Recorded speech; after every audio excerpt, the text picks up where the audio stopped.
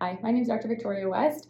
Today I want to talk to you about foot health. I want to go over some of the things that I see really commonly in practice that are affecting the health of your foot, ankle, knee, hip, low back, even upwards towards mid-back stiffness, neck and shoulder tension.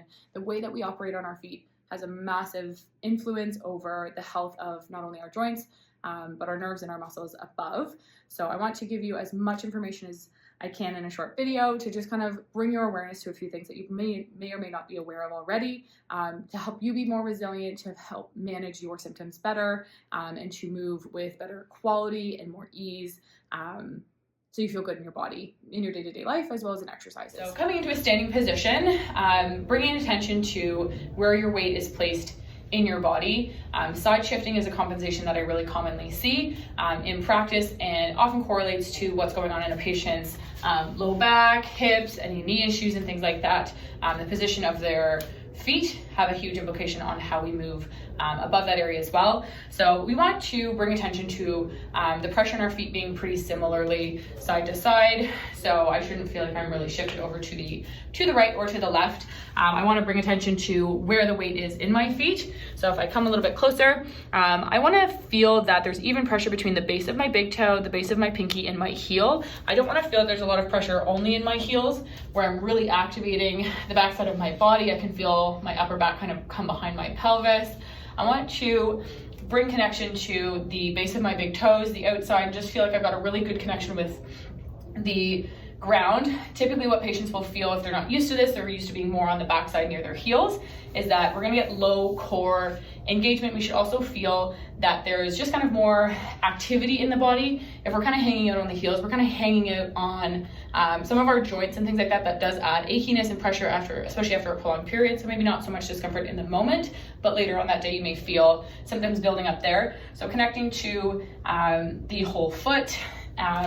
Walking, I ask patients to bring awareness to the pattern of their walking. Oftentimes patients are starting with turn out. You know, there's congenital anomalies. We are all a little bit different anatomically. I do like to bring a little bit more neutrality to my patients' gait patterns if possible, just depending on how resistant their system is and how adoptable this pattern is for them. We want to kind of minimize issues and improve resilience. So that looks a little bit different for everybody, but typically what we should be seeing in a gait cycle is we contact outer heel. So kind of out through here, and you'll see on your shoes that there's a wear pattern there. We're gonna walk over the foot. And this is where I pronate. So I come from supination, kind of the arch lifted. I'm gonna pronate. And what that pronation is gonna allow me to do is actually to bring my contact over to not only the forefoot, but the front of the foot and the big toe for me to take off into my next step. So heel strike, pronation, and then coming over onto the big toe. So we've been focusing down here and kind of talking about what's happening at the foot. I want you to look up as I do that motion. So here, my hip is in flexion, so my thigh is in front of my body. And then as I cross over, my body's now stacked right on my leg. And then as I take off, my hip is now in extension and into knee flexion where this bend comes into play. So huge implication for glutes, hamstrings, core, everything that's going upstream there. So how we are able to walk has a huge implication there. So if we are not walking with our feet straight, so if you go from behind, you shouldn't be able to see a whole lot of toes. If we do see a lot of toes, so we're seeing a lot of external rotation through there, that can be coming from various places, whether it's the ankles or actually the hips. But bringing a little bit, so kind of decreasing it by 5 degrees, trying to get at least that takeoff over the big toe, side to side, trying to make contact on the inside of the foot can make a big difference in activating the muscles in a more balanced fashion. Walking, standing, these are things that we do a lot of.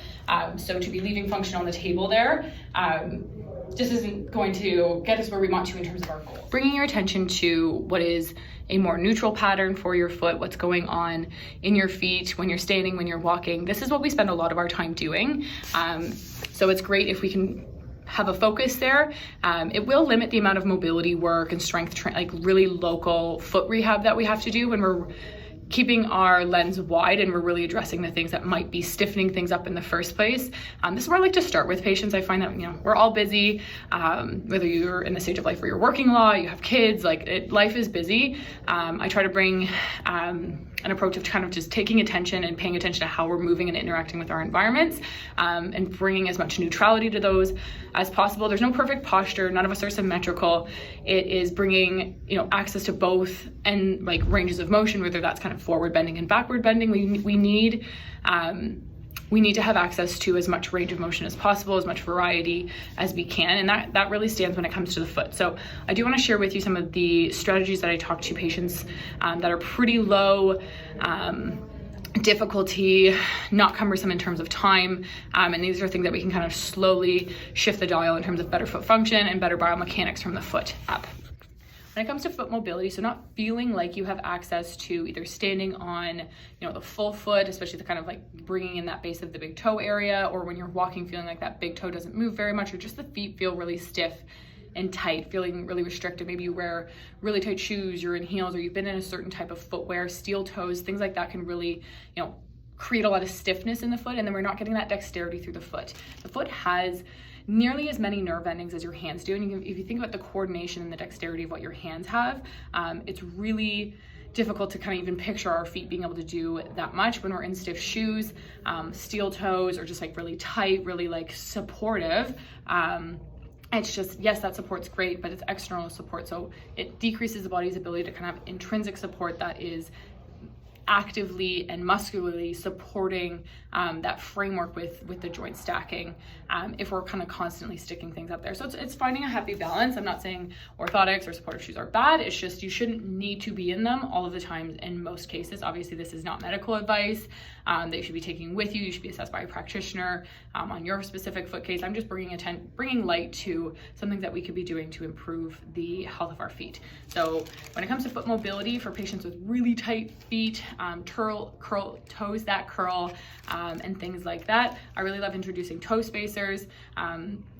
The start point with these guys really should start low, particularly if you already know that you have stiff feet. So anywhere from 5 to 10 minutes is typically where I start with patients. It should be a relief to take them off. It shouldn't feel like it's increasing symptoms at all.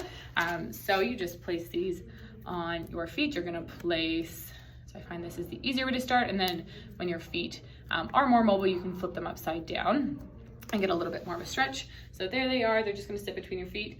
I'll have patients start with these at rest, 5 to 10 minutes, watching TV, doing other stretches, things like that, not having them walk around on them just yet. Over the course of time, everyone's a little bit different in how they respond to these. If they're comfortable, they feel like they're easy to put on, easy to take off, we can increase that time frame. Once we get close to 30 minutes, I start saying, hey, let's walk around on them for a few minutes, make sure that you're tolerating that well, walking up and down your stairs, doing your laundry, cooking dinner, all of these different things.